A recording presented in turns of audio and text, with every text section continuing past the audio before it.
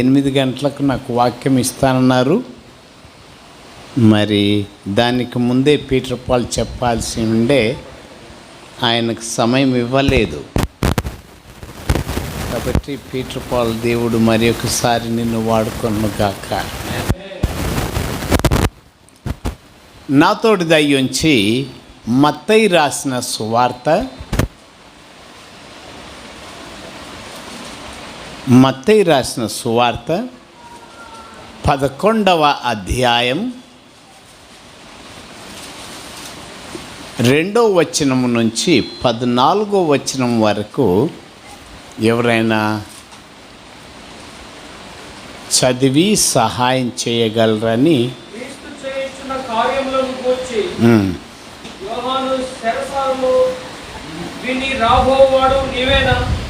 మేము మరొకరి కొరకు కనిపెట్టవలెనా అని ఆయన అడుగుటకు తన శిష్యులను పంపెను. యేసు వారిని చూసి, మీరు వెళ్ళి విన్నవాటిని కన్నవాటిని యోహానుకు తెలుపుడి. గుడ్డివారు చూపు పొందుతున్నారు, గుడ్డివారు నడుచుతున్నారు, కుష్ఠరోగులు శుద్ధులవుతున్నారు, చెవిటివారు వినుచున్నారు, చనిపోయిన వారు లేపబడుచున్నారు, పేదలకు సువార్త ప్రకటింపబడుచున్నది, మరియు నా విషయమై అభ్యంతరపడని వాడు ధన్యుడని ఉత్తరమిచ్చెను. వారు వెళ్ళిపోతుండగా యేసు యోహానును గూర్చి జనసమూహంతో ఎలాగ చెప్పసాగెను. మీరేమి చూచుటకు అరణ్యంలోనికి వెళితిరి? గాలికి కదులుచున్న రెల్లున మరి ఏమి చూడ వెళితిరి? సన్నపు బట్టలు ధరించుకున్న మనిషిన? ఇదిగో, సన్నపు బట్టలు ధరించుకున్న వారు రాజగృహంలో ఉందరు కదా. మరి ఏమి చూడవెళితిరి? ప్రవక్తనా? కంటే గొప్పవాణినని మీతో చెప్పుచున్నాను. ఇదిగో, నేను నా దూతను నీకు ముందుగా పంపుచున్నాను. అతడు నీ ముందర నీ మార్గమును సిద్ధపరచును. అవి ఎవరి గురించి రాయబడినో ఇతడే ఈ యోహాను. స్త్రీలు కైన వారిలో బాప్తీసుమిచ్చు యోహాను కంటే గొప్పవాడు పుట్టలేదని నిశ్చయముగా మీతో చెప్పుచున్నాను. అయినను పరలోక రాజ్యములో అల్పుడైన వాడు అతని కంటే గొప్పవాడు. బాప్తీసుమిచ్చు యోహాను దినములు మొదలుకొని ఇప్పటి వరకు పరలోక రాజ్యము బలత్కారముగా పట్టబడుచున్నది, బలత్కారులు దానిని ఆక్రమించుకొనుచున్నారు. యోహాను కాలం వరకు ప్రవక్తలందరూ ప్రవచించుతూ వచ్చి ధర్మశాస్త్రము సహా ప్రవచించుచుండెను. ఈ సంగతి అంగీకరించుటకు మీకు మనసుంటే రాబో ఏలియా ఇతడే. వినుటకు చెవులు గలవాడు వినుగాక. ప్రార్థించుకుందాం. పరలోకమందున్న మా దేవ, నీకు వందనములు. మేము ధ్యానించవలనని నీ గ్రంథంలో ఎన్నో విషయాలు రాసి పెట్టారు. నిన్ను గురించి నీవు ఏమి చేశావో, ఏమి చేస్తున్నావో, ఏమి చేయబోతున్నావో అవన్నీ రాసి పెట్టారు. దేవుని గురించి తెలుసుకోవాలంటే బైబిల్ చదవాలి. బైబిల్ చదవకుండా దేవుడు అర్థము కాడు. బ్రతికి ఉన్న దేవుడవు నీవు, మాట్లాడుతున్న దేవుడవు నీవు, ప్రార్థిస్తే ప్రార్థన వినే దేవుడవు నీవు, జవాబిచ్చే దేవుడవు నీవు. కాబట్టి మేము ప్రార్థించి పాపము దేవా, మేము పాపం చేశామంటే పాపాలను క్షమించిన దేవుడవు నీవు, మమ్మల్ని కుమారులుగా చేసుకున్నావు, నీకు వందనం. మీరు రాసి పెట్టిన మాటలను మేము ధ్యానించనటుండగా వాటిని అర్థం చేసుకున్నట్టుకు మాకు జ్ఞానము చాలదు, వివరించుటకు తెలివి లేదు.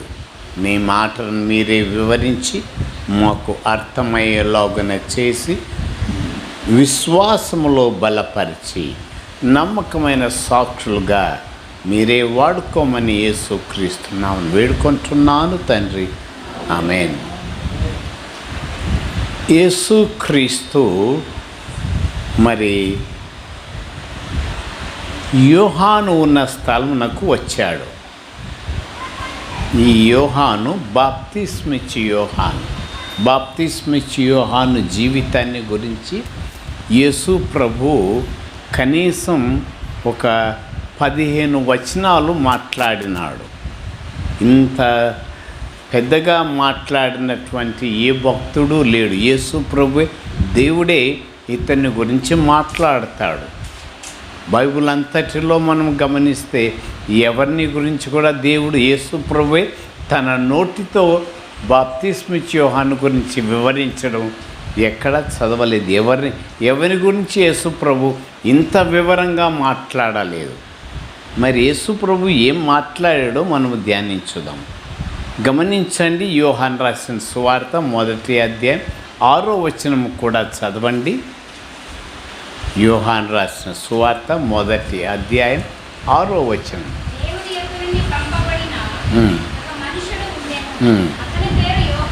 చాలు. దేవుని యొద్ద నుండి పంపబడిన యొక్క మనుష్యుడు ఉండెను, అతని పేరు యోహాను. ఈ యోహాను ఎవరమ్మా? ఈ యోహాను ఎవరు? బాప్తిస్మిచ్చి యోహానే. మరి దేవుడి దగ్గర నుంచి పంపబడ్డాడు అంటాడేంటి? ఇతని తండ్రి పేరు జకరియా కాదా? తల్లి పేరు ఎలిజబెత్ కాదా? మరి దేవుడి దగ్గర నుంచి ఎలా పంపబడ్డాడు? అవునమ్మా, దేవుని దగ్గర నుంచి పంపబడ్డాడంటే మనమందరం కూడా దేవుని దగ్గర నుంచి పంపబడ్డ వారమే. ఆయన గురించి చెప్పడానికి, ఆయన గురించి వివరించడానికి, ఆయన గురించి బోధించడానికి మనమందరం కూడా దేవుని దగ్గర నుంచి పంపబడ్డ వారమే. అందుకే ఈరోజు రోడ్లన్నీ తిరిగాము, నిన్న మొన్న తిరిగాము. ఎందుకంటే దేవుని గురించి చెప్పడానికి. అందుకే మమ్మల్ని పంపించాడు. అందుకే మమ్మల్ని రక్షించాడు. అందుకే మా పాపాలు తీసివేశాడు. అందుకే మమ్మల్ని పరిశుద్ధులుగా, మేము దేవుని యొక్క రాయబారులం, అనగా దేవుని గురించి చెప్పడానికి ఎన్నుకోబడ్డవారు.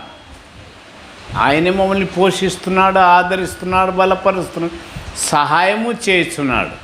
మా అవసరాలన్నీ ఆయనే ఇస్తాడు. ఎందుకు? పని చేసిన వాడు జీతానికి పాత్రుడు. ఆయన జీతం ఇస్తున్నాడు, మేము తిరుగుతున్నాం. మీకు జీతం కావాలంటే ఏం చేయాలి? దేవుని పని చేయాలి. మీకు జీతం కావాలంటే ఏం చేయాలి? కానీ దేవుని సేవకులు అంటారు ఆయన పని చేయరు. అందువలన దొంగలు ఉంటారు చాలామంది. వాళ్ళు చేయరు, కానీ డబ్బులు లేవు అని వాళ్ళను వీళ్ళని అడుగుతూ ఉంటారు. దేవుడు మోసగాడమ్మా?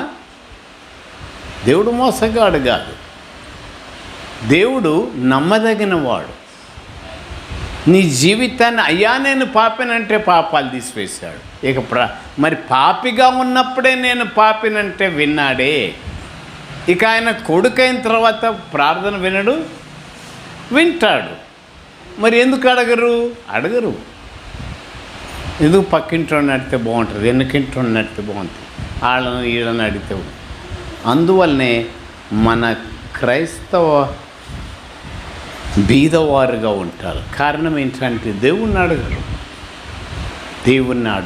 దేవుని మీద ఆధారపడితే దేవుడు తప్పకిస్తాడు. సరే, దేవుని యొద్ద నుంచి పంపబడ్డవాడు ఈ యోహాను 2వ వచనంలో ఎక్కడున్నాడు? జైల్లో ఉన్నాడు.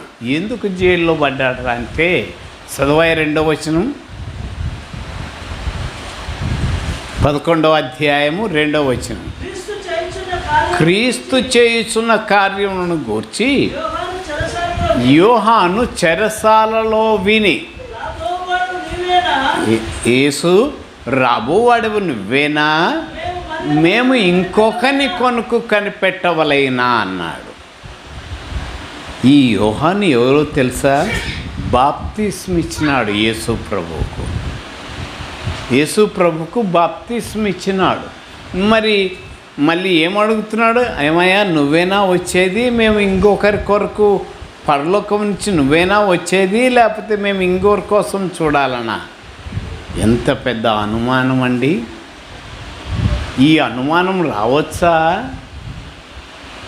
ఇప్పుడు నేను దేవుడు ఉన్నాడో లేడో అంటే దేవుని భక్తుని అవుతానా? అలానే ఉంది బాప్తిస్మ ఇచ్చి యోహాను యొక్క కథ. బాప్తిస్మ ఇచ్చి యోహాను అంటున్నాడు, రాబోవాడవు నీవేనా అంటే మెస్సయ్యావు నీవేనా? మేము మరి ఒకని కొరకు కనిపెట్టవలైనా.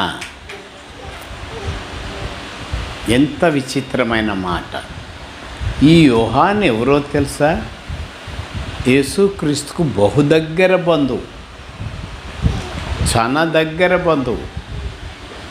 మరి ఈ మాటలు ఎలా అనగలిగాడు?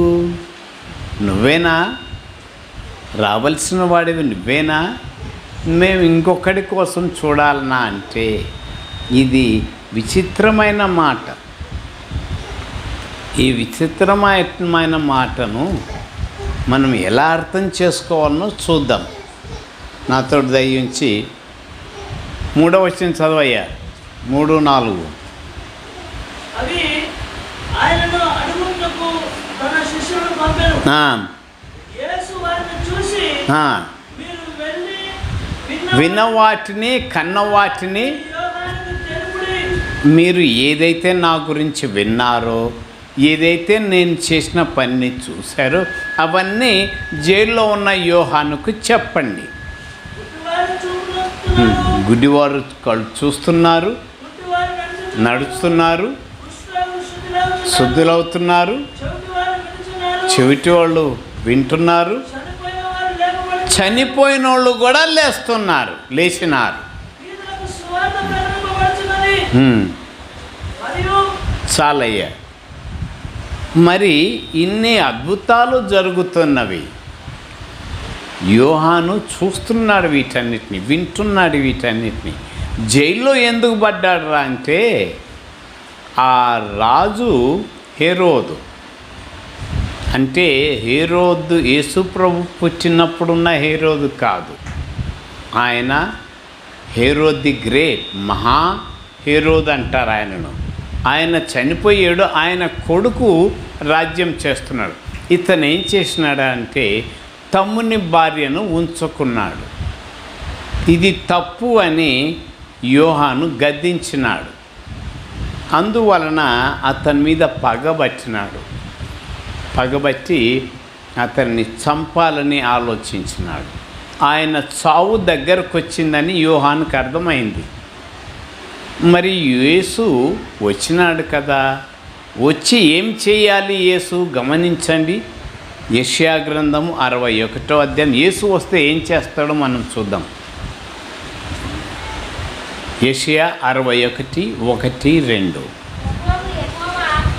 ప్రభువగు యెహోవా ఆత్మ నా మీద ఉన్నది, దీనులకు సువర్తమానం వినిపించుటకును,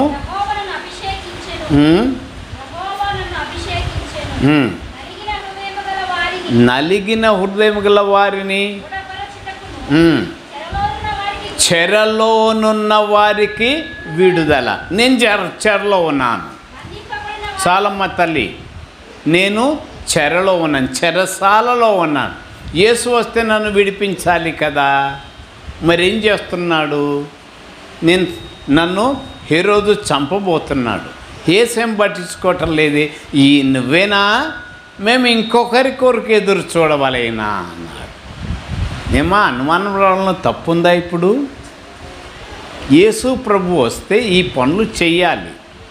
అదే లూకా సువార్త 4వ అధ్యాయము 16వ వచనం కూడా చదవండి. లూకా సువార్త 4వ అధ్యాయము 16వ వచనం.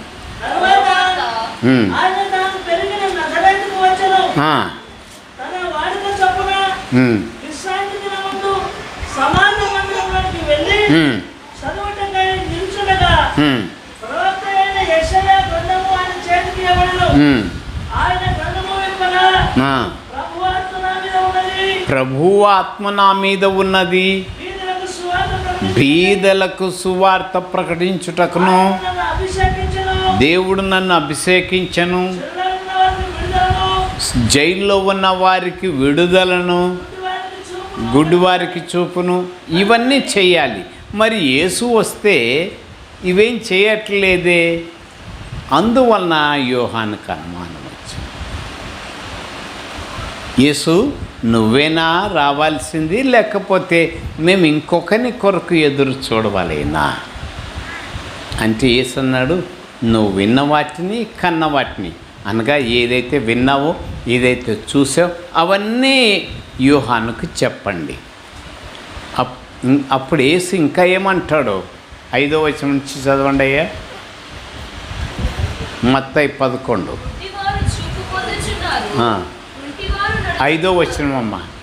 గుడ్డివారు చూపు పొందుతున్నారు, 6 మరియు ఉమ్. నా విషయమై అభ్యంతరపడిన వాడు ధన్యుడు. ఎంత మాట అన్నాడు యేసు. యేసును గురించి అభ్యంతర అనగా అనుమానం పడువాడు, అనుమానం పడని వాడు ధన్యుడు. యోహాను ఏం చేశాడు? అనుమానం పడుతున్నాడు. నా విషయమే అభ్యంతర పడని వాడు. మరి యోహాను ఏం చేస్తున్నాడు? అభ్యంతర పడుతున్నాడు. ఏమయ్యా నువ్వేనా? అనుమానం. ప్రార్థన చేస్తే అనుమానంతో చేయకూడదు, అనుమానంతో చేయకూడదు. ఇప్పుడు 10,000 రూపాయలు నీకు కావాలి. సామాన్యంగా అందరం డబ్బు అవసరాలు ఉంటాయి. 10,000 రూపాయలు కావాలి. ప్రార్థన చేస్తాం. ప్రార్థన చేస్తూనే ఆలోచిస్తూ ఉంటాం ఎవరిని అడగాలి అని. ఇంకా ప్రార్థన ఎందుకు చేస్తారు? ప్రార్థన చేస్తూనే ఎవరిని అడగాలి? మా అక్కని అడగాలనా, మా బావని అడగాలనా, మా అన్నని అడగాలనా, మా చిన్నాయన్ని అడగాలనా? ప్రార్థన చేస్తూనే ఏమడుగుతారు? ఏమనుకుంటారు అంటే ప్రార్థనకు విలువ లేదు, దేవుణ్ణి నమ్మరు. చెప్పడానికే మనం చెప్తాం కానీ అది మనమే నమ్మం. ఇప్పుడు అర్ధగంట ప్రార్థన చేస్తారు. నేను ఒక అర్ధగంట కూర్చొని లాజర్తో మాట్లాడాను అనుకోండి. లాజర్ ఏం చెప్పకుండా వింటూ ఉంటే ఏమనుకుంటాను నేను? ఏమయ్యా వినపడుతుందా లాజర్ నేను చెప్పేది అంటాను. ఆయన అది కూడా పలకపోతే ఎట్ట? ఈ దేవుడికి మనం ఎన్నో చెప్తాం, మరి ఆయన చెప్పేది కూడా వినాలి కదా. దేవుడికి ఎన్నో చెప్తాం, నాకు ఇది కావాలి, అది కావాలి, అక్కడికి పోవాలి, ఇది చేయాలి, అది చేయాలి. మరి దేవుడు చెప్పేది వినకముందే మనం ఏం చేస్తాం? ఆమెనంటాం, వెళ్ళిపోతాం. అవునా? వింటున్నారా మీరు? ఆమెనంటాం, మళ్ళీ ఉండమాడ. ఆమెనన్న తర్వాత నువ్వు అట్టనే మోకాళ్ళుని దేవుడు స్వరంతో మాట్లాడండి. పరిశుద్ధాత్మ దేవుడు నీకు ఏదో వచనం గుర్తు చేస్తాడు, ఏదో తలంపులు ఇస్తాడు, వచనం గుర్తు. అందుకే ప్రార్థన చేసేటప్పుడు పెన్ను, పుస్తకము, బైబిల్ ఉండాలి. ఏకాంత ప్రార్థన. ఒకలేదైనా గుర్తు బైబిల్ వచ్చిన మనసులోకి వచ్చింది అనుకుంటే రాసుకోవాలి, లేదా గబగబ బైబిల్ తిప్పి చూడాలి. ఆ విధంగా దేవుడు మనతో మాట్లాడు. ఆయన సన్నిధానంలో జవాబు వచ్చేంత వరకు వేచి ఉండాలి. మన దేవుడు చెవిటోడు కాదు, మన దేవుడు జవాబిచ్చే దేవుడు. నీ పాపాలు పోవడానికి ఎంతసేపు పట్టిందాయా? అవునా? మీ పాపాలు పోవడానికి, నా పాపాలు పోవడానికి నిమిషం పట్టింది. మరి అంత త్వరగా జవాబిచ్చే దేవుడు నీ అవసరాలు తీర్చడు, ప్రాణమే పెట్టాడు. ప్రాణం పెట్టాడంటే నువ్వు నా ప్రాణానికంటే ఎక్కువైన వాడు, మిన్న అయిన వాడు, అందుకే నా ప్రాణం పెడుతున్నా అన్నాడు. మరి అంతగా ప్రేమించిన దేవుడు నీకు జవాబు ఇవ్వడు? ఇస్తాడు, కానీ వినే ఓపిక నీకు లేదే. నువ్వు చాలా బిజీ. ఆమెనంటావు, పరుగు. ప్రార్థన చేస్తూనే ఏడాడికి పోవాలన్నా అని ఆలోచిస్తూ ఉంటాం. ఇంకా ఇప్పుడు దేవుడి మీద మనసు ఏడుంది?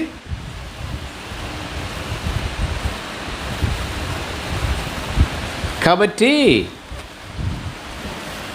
యోహాను నా విషయమే అభ్యంతర పడని వాడు ధన్యుడు అన్నాడు. మళ్ళీ వెంటనే ఏసేమంటాడు? చదవమ్మా 7వ వచనం నుంచి.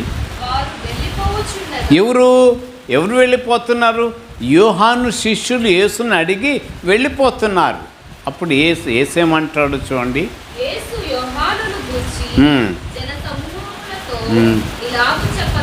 గొప్పగా పొగుడతాడు ఈ యోహాను. ఏం చూడ్డానికి అరణ్యంలోనికి వెళ్ళి తిరిగి గాలికి కదులుచున్న రెల్లున అంటే గడ్డి పూసన అరణ్యంలో ఉంటాడు ఆయన. అరణ్యంలో చూడ్డానికి ఏం చూడ్డానికి మీరు వెళ్ళారు? గాలికి కదులుచున్న గడ్డి పూసన. మరి ఏమి మరేం చూడడానికి వెళ్ళారు? సన్నపు నార బట్టలు ధరించిన వారినా? ఇదిగో సన్నపు నార బట్టలు ధరించిన వారు రాజగృహంలో ఉందరు కదా. మరేం చూడడానికి వెళ్ళారు? ప్రవక్తన బా, ఇప్పుడు పొగుడతాడండి దేవుడు. ప్రవక్తన అవును కానీ అవును కానీ ప్రవక్త కంటే గొప్పవాడు. బా బా బా బా బా, ఎంత గొప్ప మాట! దేవుడే అంటున్నాడు ఈ మాట. దేవుడు ఏమంటున్నాడు? నువ్వు ఏం చూడడానికి వెళ్ళారయ్యా? ఒక ప్రవక్తనా? అవును, మీరు చూడడానికి వెళ్ళింది ప్రవక్తని. అయితే అతను ప్రవక్తే కాదు, ప్రవక్త కంటే గొప్పవాడు. ఎందుకు గొప్పవాడు అంటే బైబిల్ గ్రంథంలో ఎంతోమంది ప్రవక్తలు ఉన్నారు. ఆదాము ప్రవక్తే, తెలుసా మీకు? తెలుసా ఎవరికైనా? ఆదాము ప్రవక్తే, ఆ తర్వాత నోవహు ప్రవక్తే, ఆ తర్వాత మోషే ప్రవక్తే, అబ్రహాము, ఇస్సాకు, యాకోబు, తర్వాత ఎలీషా, ఏలియా, వీళ్ళందరూ గొప్ప గొప్ప ప్రవక్తలు. యెషయా, ఇర్మియా, ఎహెజ్కేలు, దానియేలు, 12 మంది చిన్న ప్రవక్తలు. వీళ్ళందరూ ఇంతమంది ప్రవక్తల కంటే గొప్పవాడు. బైబిల్లో ఉన్న ప్రవక్తలందరికంటే గొప్పవాడు. మోషే కంటే గొప్పవాడు.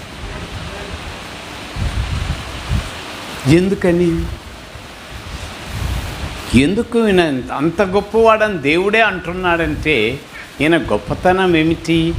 ఈయన గొప్పతనం ఏమిటి అంటే యేసు ప్రభువు గురించి ప్రవచనాలు ఉన్నాయి. యేసు ప్రభు, జాగ్రత్తగా వినండి, యేసు ప్రభువుని గురించి ప్రవచనాలు ఉన్నాయి. అలానే బాప్తిస్మిచ్చి యోహాను గురించి కూడా ప్రవచనాలు ఉన్నాయి. ఇంకెవ్వరి గురించి ప్రవచనాలు లేవు. ఈయన పుట్టకముందే యెషయా 600 సంవత్సరాలు, 800 సంవత్సరాలకు ముందే, యోహాను పుట్టకముందే 800 సంవత్సరాల అప్పుడే ప్రవచించాడు.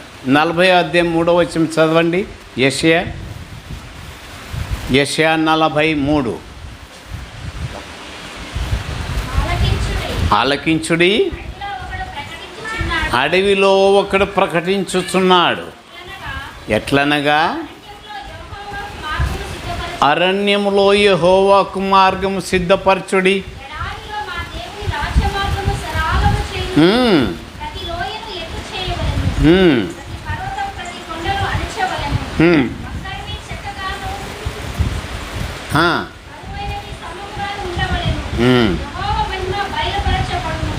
ఇదే మాటలు ఇప్పుడు మనం சொన్న మత్తయిలో కూడా ఉన్నాయి. చూడండి 10వ వచనం, మత్తయి రాసిన సువార్త 11. ఇదిగో నా దూతను మీకు ముందుగా పంపుచున్నాను. అది యోహాను వచ్చింది ఎందుకంటే యేసు ప్రభు రాబోతున్నాడు, ఆయనకు మార్గం సరళం చేయాలి. ఇంకొక చోట యోహాను గురించి ప్రవచనం ఉంది. మలాకి 3:1. మలాకి 3:1. ఇదిగో నా దూతను మీకు ముందుగా. అది కాబట్టి బాప్తిస్మిచ్చి యోహాను గురించి మాత్రమే ప్రవచనం. తర్వాత యేసుక్రీస్తుని గురించి ప్రవచనం. ఇంకెవరి గురించి ప్రవచనం లేదు బైబిల్ గ్రంథంలో. అందుకే ప్రవక్తలందరిలో గొప్పవాడు. ఎంత చక్కని మాట అన్నాడు దేవుడు. ఏ ప్రవక్తని గురించి మాట్లాడలేదు దేవుడు.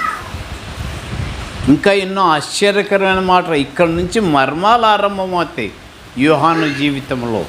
చూడండి 11వ వచనం చదవండి. బాప్తిస్మమిచ్చు యోహాను కంటే గొప్పవాడు పుట్టలేదని నిశ్చయముగా మీతో ఒక్క నిమిషం ఆగండి. బాప్తిస్మిచ్చి యోహాన్ లాంటి వాడు స్త్రీలు కనిన వారిలో, అది ఎగరగొట్టావమ్మా, మింగేవా? ఆకలేసిందేమో. స్త్రీలు కనిన వారిలో బాప్తిస్మిచ్చి యోహాన్ లాంటి వాడు పుట్టలేదు, పుట్టడు, పుట్టబోడు. అయినను పరలోక రాజ్యములో అల్పుడైన వాడు యోహాన్ కంటే గొప్పవాడు. వామ్మో, ఏమి కంపారిజన్! ఏం చెప్తున్నాడు యేసు? అర్థమవుతుందే? ఏం చెప్తున్నాడు యేసు? స్త్రీలు కనిన వారిలో బాప్తిస్మిచ్చి యోహాన్ లాంటి వాడు పుట్టలేదు, పుట్టడు, పుట్టబోడు. అయినను పరలోక రాజ్యంలో అల్పుడైన వాడు బాప్తిస్మిచ్చి యోహాన్ కంటే గొప్పవాడు. ఏంటి దీని అర్థం? ఏంటి? ఏం చెప్పాలనుకుంటున్నాడు యేసు? ఎలా దాన్ని వివరిస్తారు అంటే, యేసు రక్తము విలువను చూపిస్తున్నాడు. యేసు క్రీస్తు కార్చిన రక్తం యొక్క విలువ. పరలోకంలో ఎవరు ఉంటారు? యేసు రక్తంలో కడగబడిన వాడే ఉంటాడు. యేసుక్రీస్తు రక్తంలో కడగబడిన వాడే ఉంటాడు. వాడు అల్పుడైన, చిన్న విశ్వాసైన, కొద్ది విశ్వాసైనా బాప్తిస్మిచ్చి యోహాన్ కంటే గొప్పవాడు. అంటే బాప్తిస్మిచ్చి యోహాను కాలం వరకు రక్తంతో, యేసుక్రీస్తు రక్తంతో కడగబడిన వారు ఎవరూ లేరు. బాప్తిస్మిచ్చి యోహాను కాలం వరకు క్రీస్తు రక్తంతో కడగబడిన వారు ఎవరు లేరు. క్రీస్తు రక్తము కార్చింది యోహాను చనిపోయిన తరువాత. యేసుక్రీస్తు సిలువేయబడింది యోహాను మరణించిన తరువాత. అప్పటి నుంచే రక్తంతో కడగబడిన వారు సంఘంగా ఏర్పడ్డం ఆరంభించారు. యేసుక్రీస్తు వచ్చింది సంఘం ఆరంభించడం. అందుకే శిష్యులు, పౌలు ఏం చేశాడు? పేతురు ఏం చేశాడు? యెరూషలేములోనే సంఘం ఆరంభించాడు. కాబట్టి స్త్రీలు కనిన వారిలో బాప్తిస్మిచ్చి యోహాన్ లాంటి వాడు పుట్టలేదు, పుట్టడు, పుట్టబోడు. అయినను పరలోక రాజ్యంలో అల్పుడైన విశ్వాసి యోహాన్ కంటే గొప్పవాడు. క్రీస్తు రక్తం యొక్క విలువ ఎంత సులభంగా దేవుడు మరి వివరించినాడు.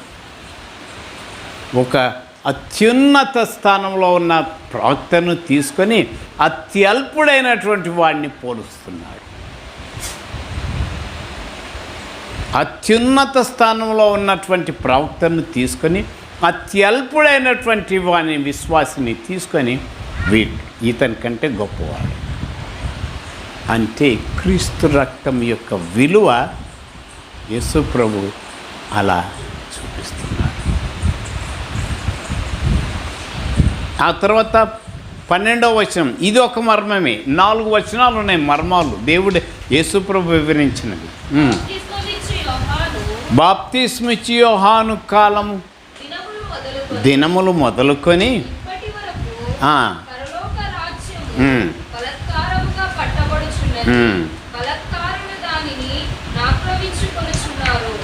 చూసారా ఏం చెప్తున్నాడు యేసు?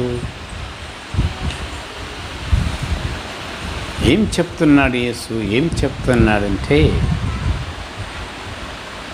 యోహాను కాలము మొదలుకొని, అంటే సంఘము ఆ కాలము నుంచే పునాది వేయబడింది. బాప్తిస్మిచ్చి యోహానుకును యేసు ప్రభువుకును 6 నెలలు తేడానే. ఎంత తేడా? 6 మాసాలు. కాబట్టి యేసు వచ్చిందే ఎందుకు? సంఘము ఆరంభించడానికి. అందువలన ఏమంటున్నాడంటే చదువు 13 యోహాను కాలం యోహాను దినములు మొదలుకొని ప్రవక్తలందరూ ప్రవచించుచు వచ్చిరి. కతలి 13 వచ్చిన 12 వచ్చిన బాప్తిస్మిచ్చే కాలం మొదలుకొని ఈరోజు వరకు పరలోక రాజ్యము బలాత్కారంగా పట్టబడుచున్నది. బలాత్కారులు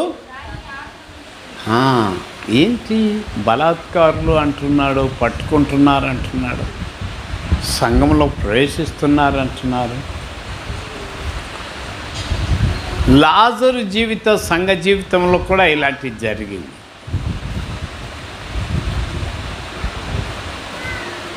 నాతో దయించి అపోస్తుల కార్యములు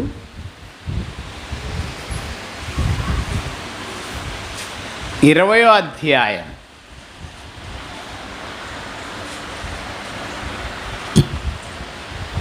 పౌలు యెరూషలేమునకు బయలుదేరినాడు.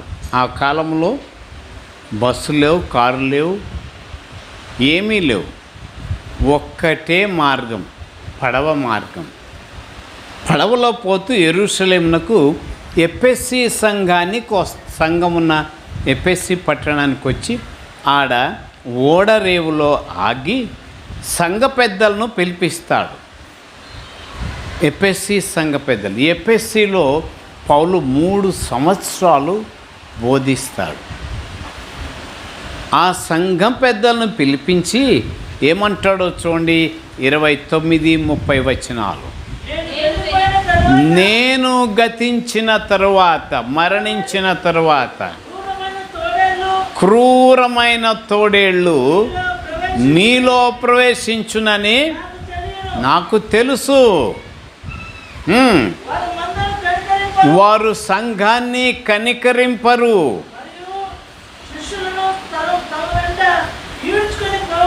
శిష్యులను అనగా గొర్రెలను, సంఘస్థులను తమ వెంట ఈడ్చుకొని పోవాలని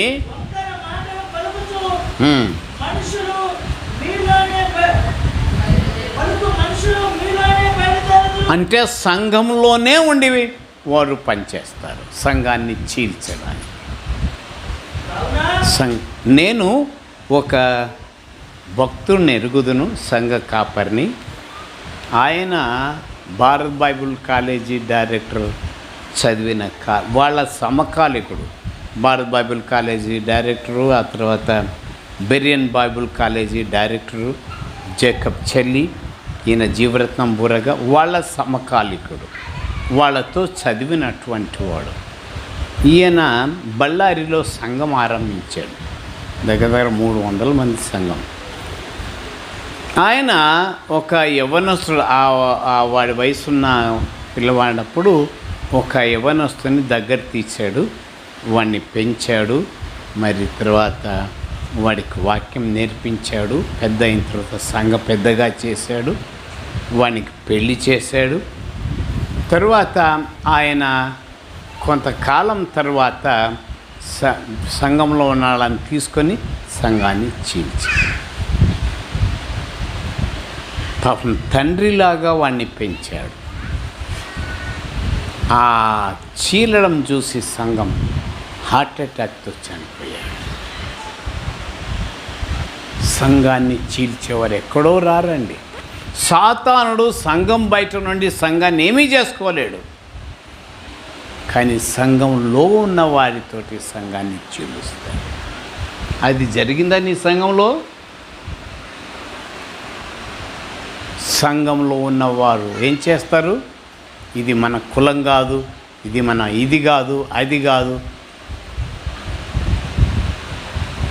జాగ్రత్త సుమ. ఈ కులాలు, మతాలు ఇవన్నీ పరలోక రాజ్యానికి చేరుస్తాయి.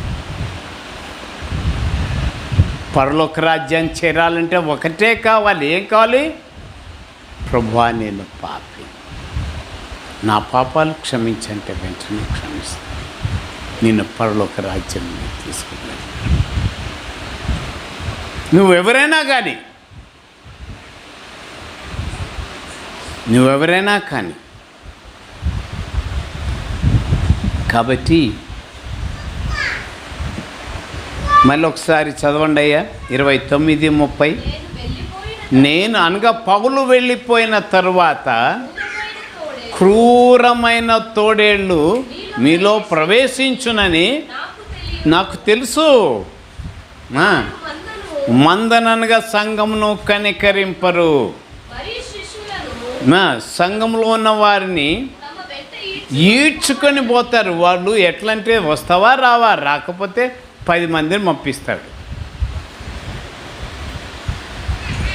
ఈడ్చుకొని పోవు.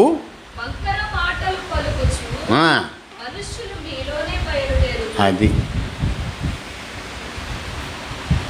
సంఘాన్ని చీల్చేవాళ్ళు ఉంటారు. జాగ్రత్త. మాయ మాటలు చెప్తూ ఉంటారు. సరే 13వ వచనం. ఇది ఒక మర్మమే. యోహాను కాలము మొదలుకొని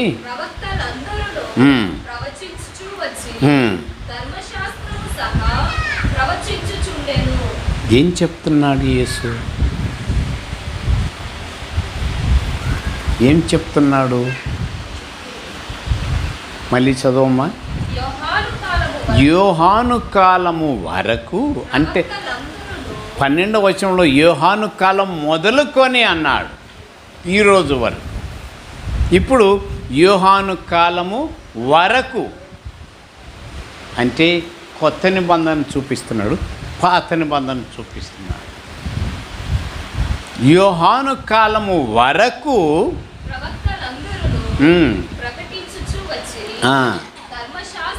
ధర్మశాస్త్రం కూడా నాతో దయించి లూకా రాసిన సువార్త 24:22 అనుకుంటా.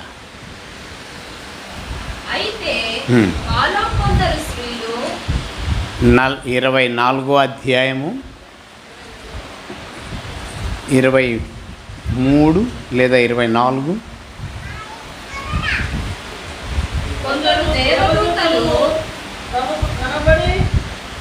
25 అయ్యా.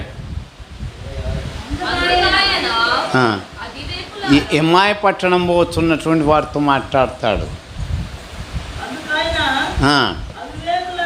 అవివేకులారా, ప్రవక్తలను నమ్మని మందమతులారా,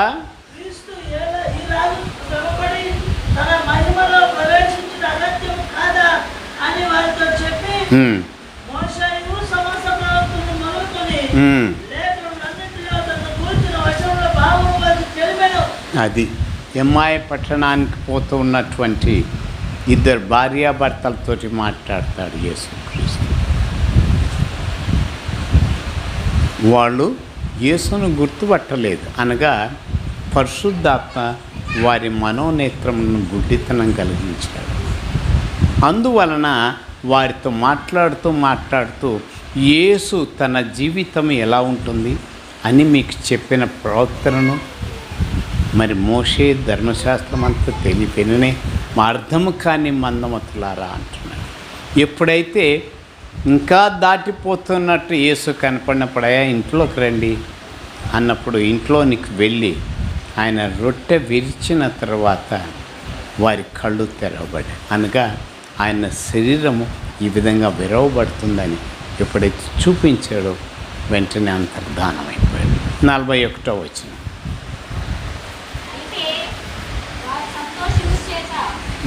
అమ్మా 41.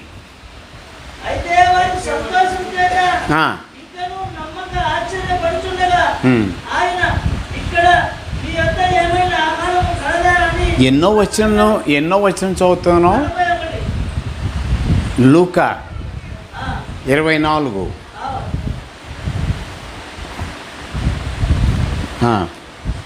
చదువు. అయితే వారు సంతోషం చేత ఇద్దరు నమ్మక ఆశ్చర్యపడుతుండగా ఆయన ఇక్కడ మీ వద్ద ఏమైనా ఆహారం 44. ఆయన మోషే ధర్మశాస్త్రంలోను ప్రవక్తల గ్రంథములలోను కీర్తనల్లోనూ నన్ను గూర్చిన భావం ఉన్నప్పుడు చెప్పలేదా? కాబట్టి తనను గురించి తాను యేసుక్రీస్తు అక్కడ ప్రవక్తలు చెప్పిన విషయాలను అనగా మోషే కాలం వరకు నా గురించి ప్రకటించిన విషయాలను జ్ఞాపకం చేస్తూ ఉన్నాడు. ఇప్పుడు ఒక బహు ఆశ్చర్యకరమైన వచనం చెప్తాడు యేసుక్రీస్తు. 14వ వచనం బహు ఆశ్చర్యకరమైంది. ఈ సంగతి మీరు అంగీకరించడమైతే మనసుంటే ఏందమ్మా అలా చదివు? పొద్దున్న లేస్తే రాత్రి వరకు యోహాను యోహాను యోహాన్ అన్నాడు యేసు. ఇప్పుడేమంటున్నాడు యోహాను పట్టుకొని?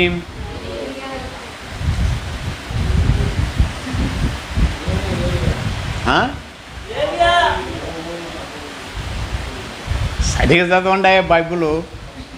ఈ సంగతి అంగీకరించుటకు మీకు మనసుంటే రాబో ఏలియా ఇతడే. అది ఏమన్నా న్యాయమేనా?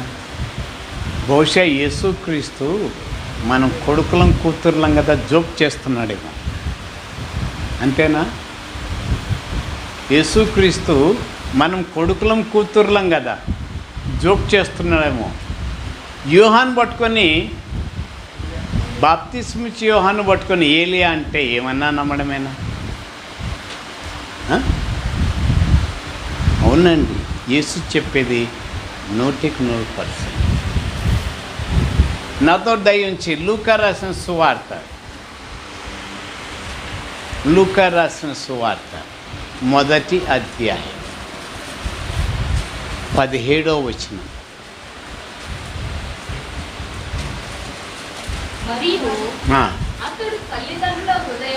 అతడు తల్లిదండ్రుల హృదయమును పిల్లల తట్టును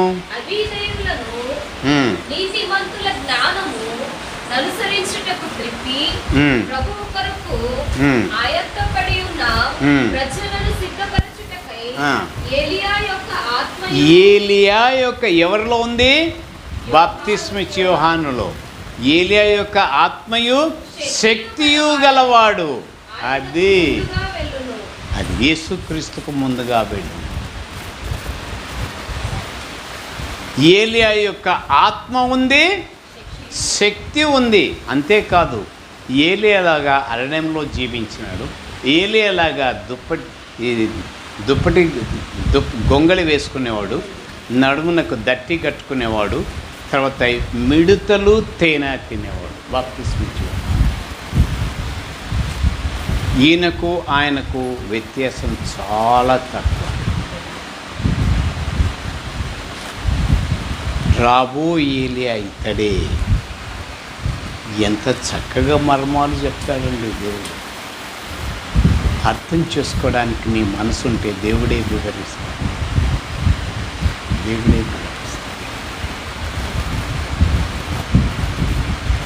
కాబట్టి దేవుడు మనము నేర్చుకోవాలని, ఒక్కరి జీవితాన్ని గురించి ఇన్ని వచనాలు దేవుడు మాట్లాడాడంటే నాకు ఆశ్చర్యంగా ఉంది.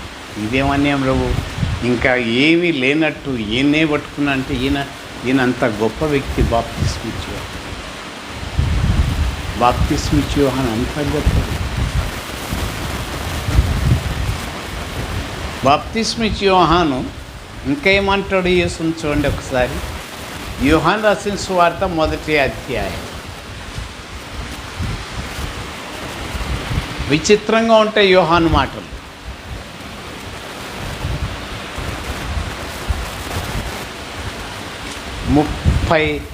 ముప్పై వచనం నుంచి.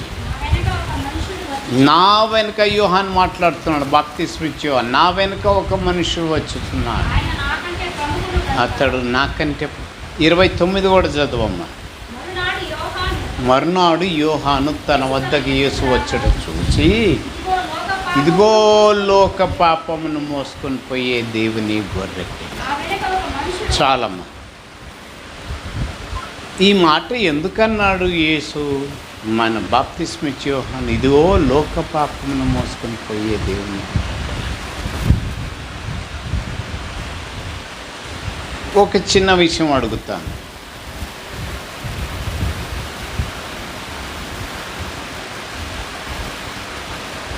బాప్తిస్మిచ్చి యోహాను యెరూషలేములో ఈ మాట అన్నాడు. ఎక్కడ? దేవాలయం. ఇదిగో లోక పాపమును మోసుకొని పోయే దేవుని గొర్రెపిల్ల. అంటే అప్పటికి బలులు అర్పిస్తూనే ఉన్నారు. బలులు అర్పిస్తూ ఉంటే మరి ఈయన మాట ఇదిగో లోక పాపమును మోసుకొని పోయే దేవుని గొర్రెపిల్ల అంటే ఇశ్రాయేలు అర్థం చేసుకుంటే బలులు ఆపేయాలి. ఇక ఎందుకు? పాపమునకు పాప పరిహారార్థ బలి ఈ బలులన్నీ ఇస్తూ ఉంటారు. 5 బలులు ఇస్తారు. ఈ బలులన్నీ ఆపేయాలి వారు. ఎందుకంటే లోక పాపాన్ని, ప్రపంచ పాపాన్ని అంతా తీసుకొని పోయే గొర్రెపిల్ల అన్నాడు. కానీ ఎవరు విన్నారు? ఎవరు వినలేరు. విన్నా అర్థం కాదే మనలాగా. ఆదివారం ఆదివారం ఆదివారం ఆదివారం వింటూనే ఉంటారు. అది విసంతైనా పనిచేయదు. కనీసం ఒక్క మాటైనా మనసులో ఉండదు. మరి ఎందుకు వస్తారో గుడికి ఏమో నాకు తెలియదు. పాస్టర్ గారు చెప్పే ఒక్క మాటైనా మనసులో ఉంటుందా? ఆ చెప్పిన ఆయన మాత్రం అలా ఉంటాడా?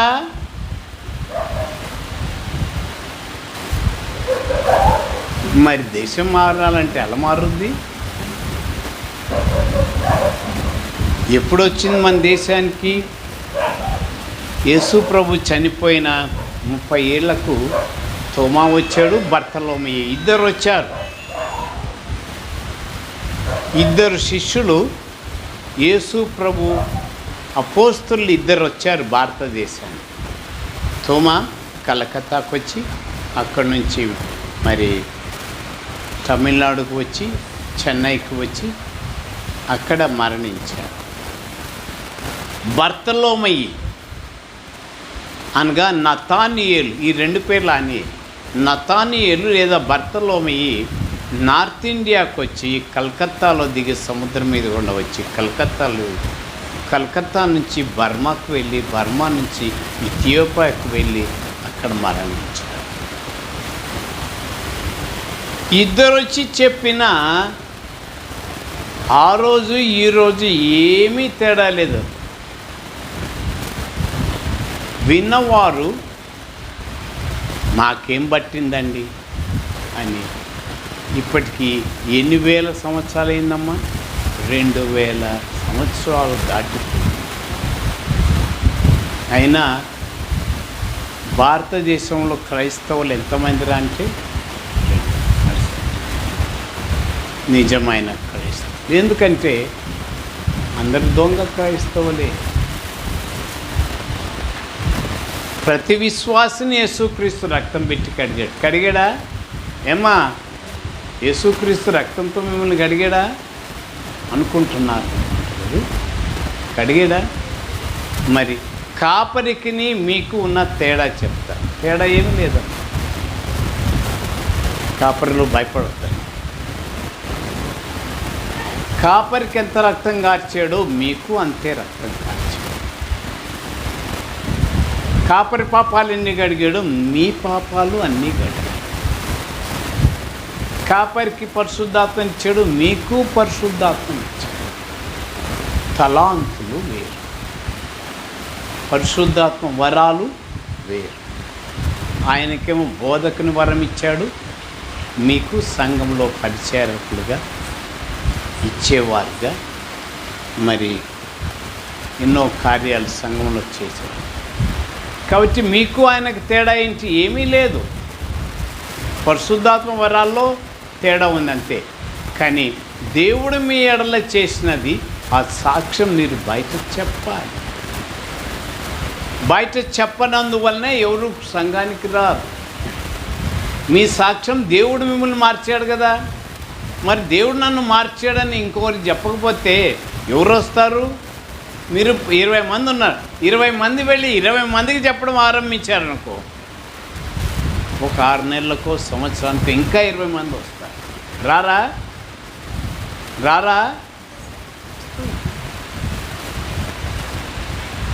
కానీ మీరు పోతే నాకు వచ్చి 5 రూపాయలు పోతాయి అని మీరే ఆడిపోకూడదు.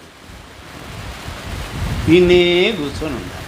ఇది కప్పలో బాయి, బాయిలో కప్ప.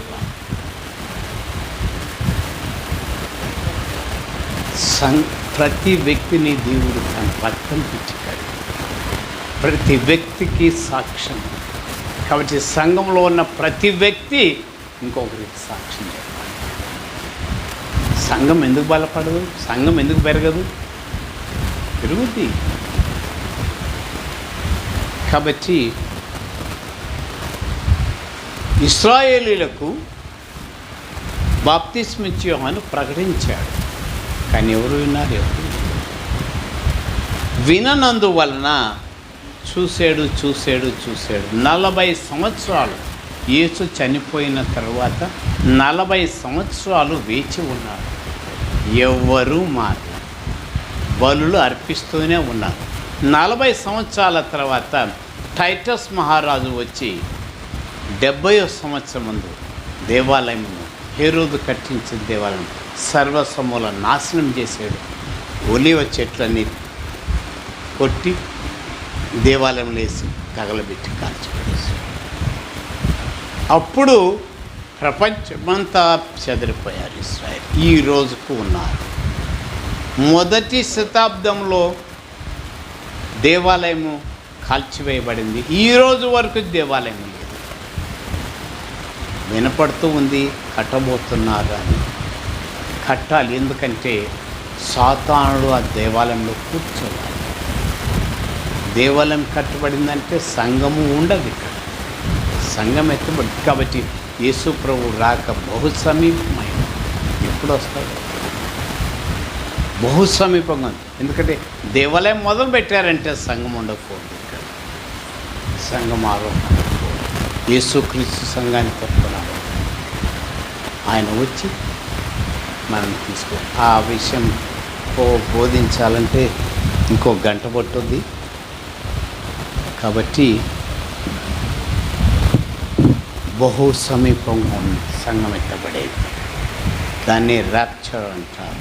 కాబట్టి మనము ఎత్తబడే సమయం దగ్గరగా ఉంది. కాబట్టి ఎంత నమ్మకంగా ఉంటే అంతమందిని తీసుకొని వెళ్తాడు. వారికి పరలోకంలో బహుమానాలు ఇస్తాడు.